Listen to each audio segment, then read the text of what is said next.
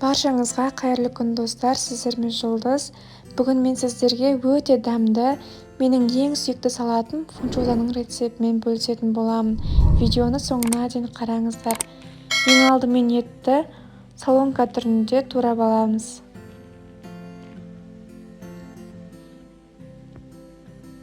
Қызып тұрған майға етті салып, жақсылап қуырып аламыз.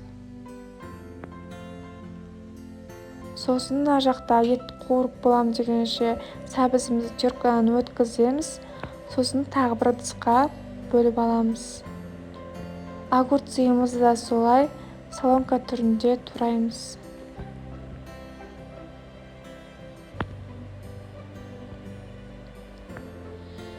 Етімізге 2 қасықтай соус құямыз.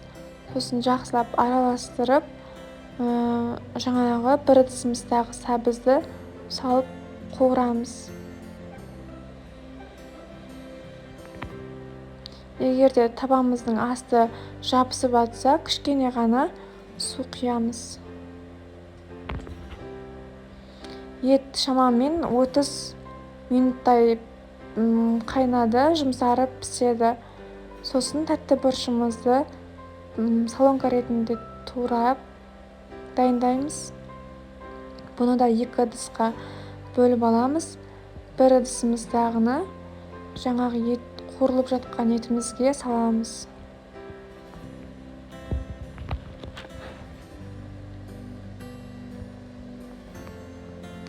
Сосын чесногымызды турап, бұны да қуырылған етімізге саламыз.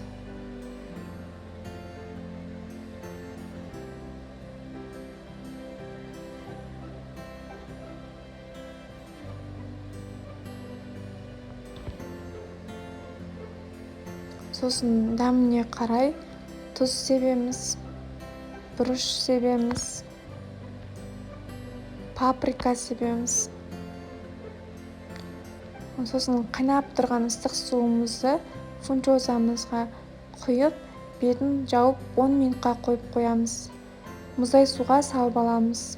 Сосын жаңағы тәтті бұрышымызды, огурцымызды, сәбізімізді алып, жақсылап араластырамыз. Жаңағы қуырылған етімізді де саламыз.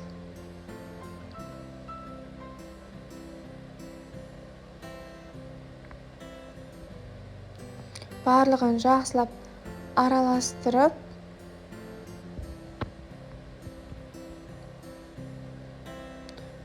үстіне кішкене ғана жарты шай қасықтай уксус құямыз. 1 қасық соус құямыз. Тағы да жақсылап араластырып аламыз.